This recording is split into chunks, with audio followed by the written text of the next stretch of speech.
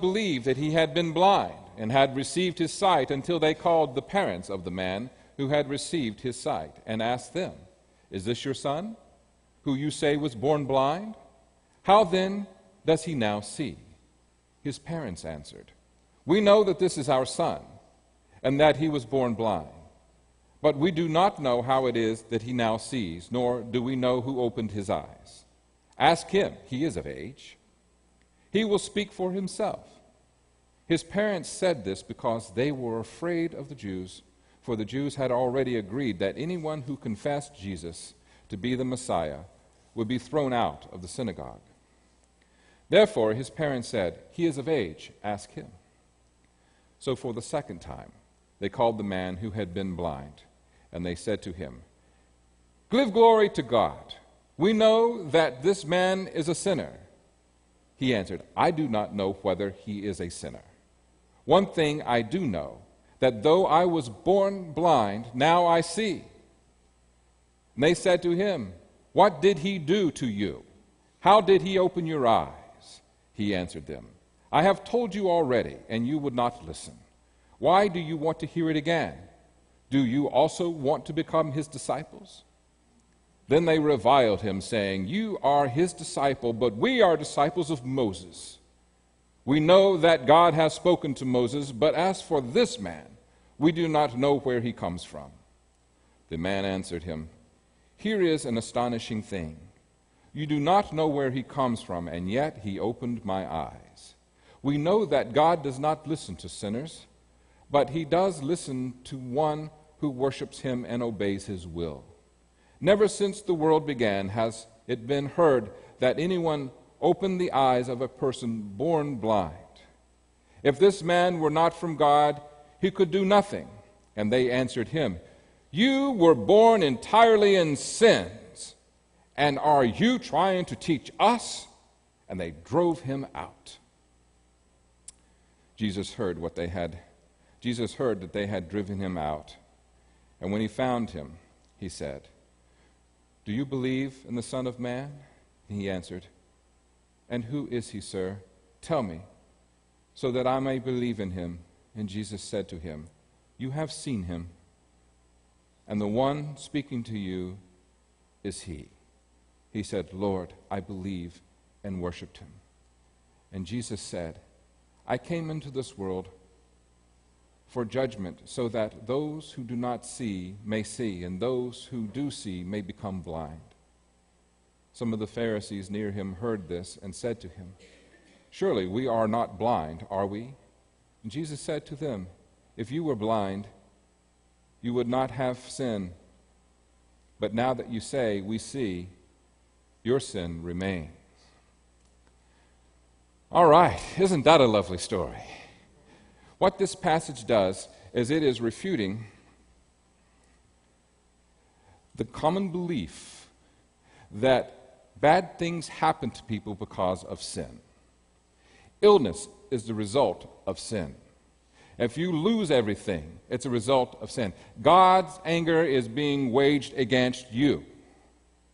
So when the disciples, along with Jesus, walk upon this man who is begging, who has been blind since birth, that kind of throws a wrench into this whole thing, because the disciples are probably a bit confused. How is it that someone who was born blind, he was a baby, what kind of sin could he commit? So, Jesus, who sinned, this man or his parents?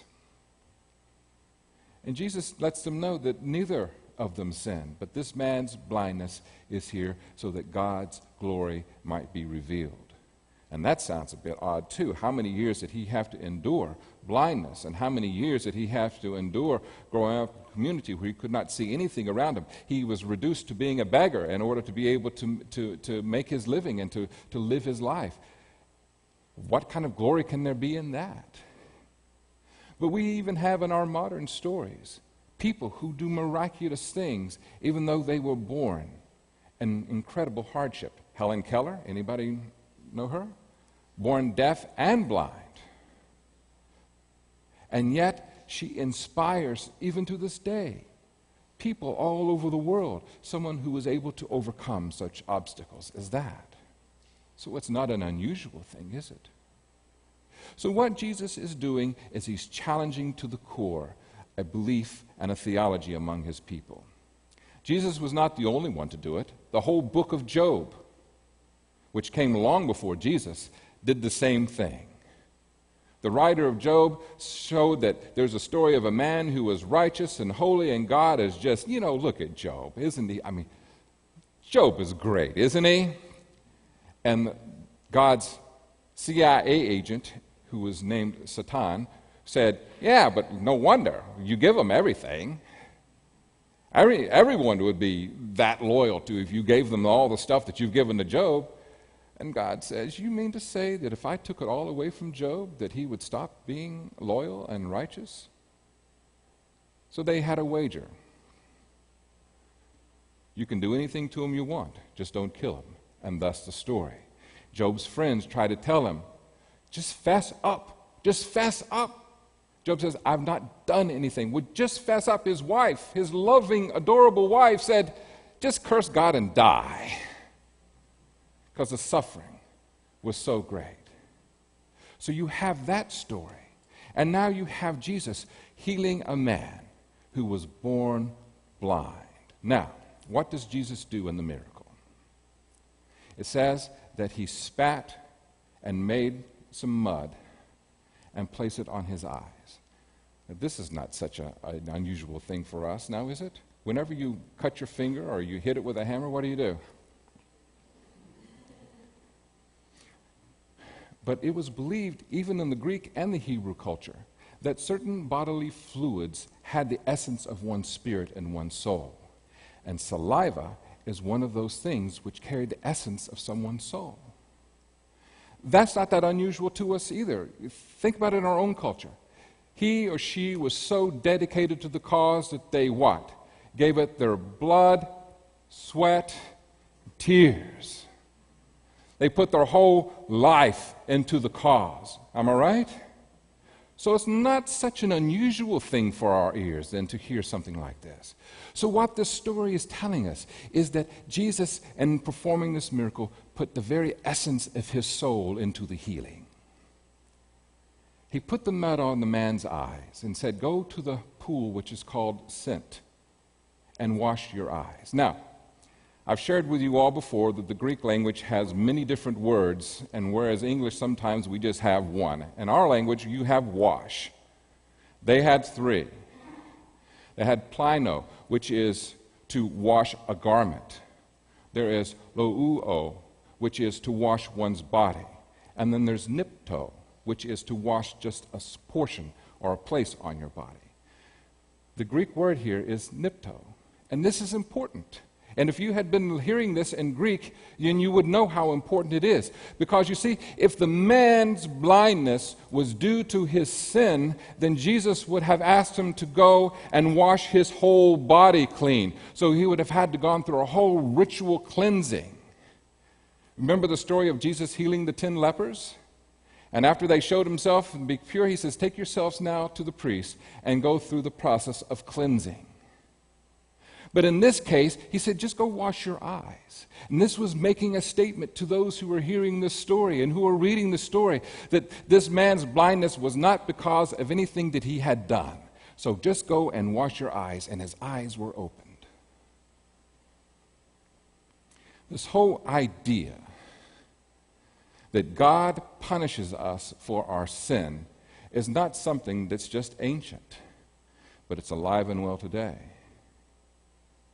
One of the persons who proclaimed this very loudly and for many years is the late Fred Phelps. The reason why your sons and daughters are dying in war is because our nation accepts gay people. Man was obsessed about sex. And my imagination takes me to a place that when he arrived at the pearly gates, that every gay man and woman who ever lived on this earth was there to greet him singing a wonderful chorus. But they are also singing that they forgive him. See, that's the way it works in the kingdom of God. And every soldier who died, and he went and his group caused so much pain and suffering to his already suffering family and friends with their picketing. Every one of those people greeted him as well and said, "We forgive you." And my hope and prayer for Fred Phelps is whatever happened to his wounded, deranged soul through eternity will find some sense of healing. So it's not an uncommon thing even to this day for people to believe that bad things happen to us because we're bad people. I bet that there's somebody even in here right now in this room who thinks, my life is totally screwed up because of all the horrible things I've said, I've thought, and I've done. And even though you may have done these things 30, 40, 50 years ago, you're still carrying the guilt with you because there's no way that God can forgive you. No, that is a big fat lie. And I pray that you, like the blind man who was born blind and received his sight, will no longer buy into a cultural theology which is very, very dangerous and hard and damning and condemning. Just because religious people say it doesn't necessarily mean it's true. The Pharisees who brought this man to trial were considered the most righteous among the people because they obeyed every one of Moses' laws. Not only the laws and the Ten Commandments, but then all the commentary that went along with the laws. They were the righteous ones. And their culture and their theology said that this man was damned from birth because of sin. And Jesus says, no, he wasn't. No, he wasn't. And I'm going to show you. And now all of a sudden, Jesus is challenging the very core theology and belief of the people. Now, beliefs are important things. Beliefs go much deeper than opinions. You can have an opinion about something, right? And then read more or hear more about it or listen to a debate, and then you can change your opinion. But beliefs are those things that we're willing to take up arms and go die for, right? Beliefs are those things that you're willing to go march from Selma to Montgomery and arm in arm, knowing that you could be murdered or killed or attacked along the way. Beliefs are those things that we're willing to risk our lives for. And whenever you have a group of people whose belief system is that God punishes the sinners with disease, and all of a sudden this rabbi comes along the scene and says this man has not sinned nor his parents, he is challenging the very core of their culture, their religion, and their society. How popular do you think Jesus was at that moment in time? I tell you what the sin was. This is what the sin was. At the beginning of the story, after he received his sight, the people were talking about him as though he still was not there. Because he's just the old blind beggar that we see every day. He's not a real person. He even had to say, hello, everybody. No, hey, I'm here. And they were just talking right past him. I tell you what the sin is. It comes from a group of people who have a rules-based religion. And the rules say you do not do healing on the Sabbath. Therefore, the person who did the healing of this blind man on the Sabbath cannot be from God.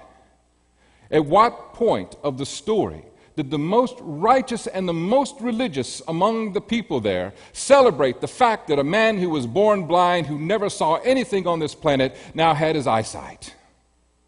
What did they do instead? They brought him and they drilled him. They even brought his parents in. And his parents were afraid of the authorities. Yeah, he's our son. Yep, he was born blind. I don't know what happened. I don't want to know. You ask him. And they scurried on out. Not even his own mama and daddy celebrated. Can you imagine that? That's the sin. That people become invisible and we speak past them. That's the sin, that wonderful transformations take place in people's lives and we don't even recognize it. That's the sin. And what the sin is for me is especially for religious people who claim to know God so intimately and so well and so absolutely, will choose to condemn and prosecute and throw out rather than to celebrate God's miraculous work in their community. That, I think, is the sin. So the gospel writer of John finds a wonderful way to turn this story into something that is spiritual. and that they teach all of us. That's those of us sometimes who think we see so clearly and so absolutely are the ones who are really blind.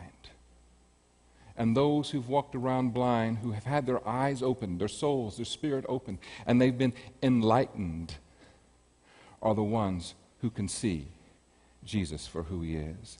And I think it's a wonderful transformation we see with this man. At first, it was just a guy named Jesus who spit on the mud and put the mud on his eyes. Told him to go wash. I washed. Then the second time he was brought in, who is he? He's a prophet.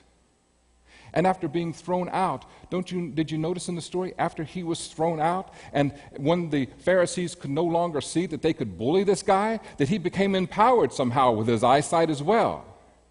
And he challenged them, what, you want to be disciples of his too? Who are you who were born in utter sins? Talk to us that way. And they cast him out. And that's what happens when people start losing an argument or a debate, or when their belief systems don't measure up and they're inconsistent. They turn into being what? Personal, and yelling and screaming. After they threw him out, what happened in the story? Jesus heard about it. And Jesus went what? Looking for him. And when he realized who Jesus was, he worshiped. We come from many different traditions here, from many different cultural backgrounds. We've inherited a lot of stuff. Some of it is wonderful and glorious, and maybe some of it not so much. And the stuff that is not glorious, the stuff that is hurtful and harmful, the stuff which keeps us blind, sometimes we're afraid of letting go because the same culture then will judge us, will they not?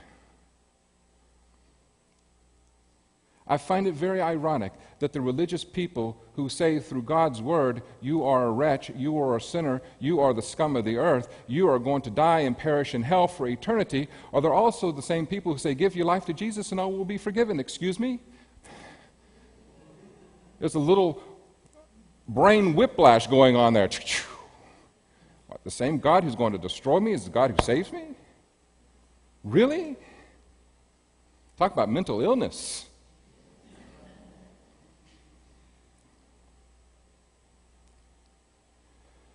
But John is the spiritual gospel. And John is conveying to us whatever it is that you have inherited, whatever it is that your culture says about sickness, disease, and misfortune. If they claim that it's because of you being such a horrible sinner, then they are the ones who are blind, not the fellow who was born blind from birth. What John is doing in this passage is encouraging you to take the risk to step outside of everything that you've ever heard and call it to question. Look at it. Keep that which is valuable and let go of that which is not.